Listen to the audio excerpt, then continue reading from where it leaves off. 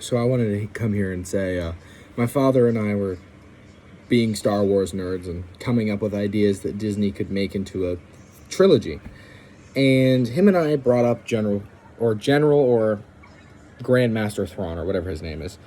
I think, and he thinks, that it would be a good trilogy to talk about the General Thrawn story. There are 3 books between the Revenge of the Sith and A New Hope about General Thrawn. There's the Solo movie, and I'm pretty sure Rogue One caps it all off at the end there.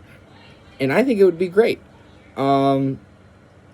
Because, you can talk about Leia, growing up, because Obi-Wan was insufficient in that area. And you can kind of weave that in of a dichotomy of the growing evil of the Empire and General Thrawn. You can have Solo, who, I think it would be great to go through his backstory. But make sure that it's evenly balanced to where General Thrawn and Leia are bigger parts of the story being told, and then Han Solo isn't kind of like an extra, but is still there. Like, his story is still being told. And you have these 3 going along in this timeline between these 2 movies, these 2 big events, The Fall of the Republic and A New Hope. And don't even mention Luke. Luke is not going to show up in these 3 movies. As a Star Wars fan myself, Luke is a great guy.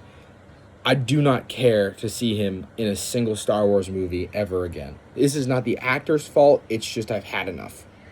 I want something that isn't even remotely close to Luke, unless it's Leia, and stuff like that. That's all I care about is, learning more about how she did that.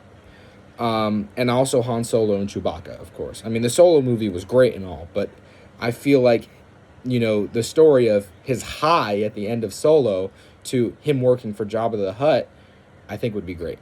So, I just wanted to say that.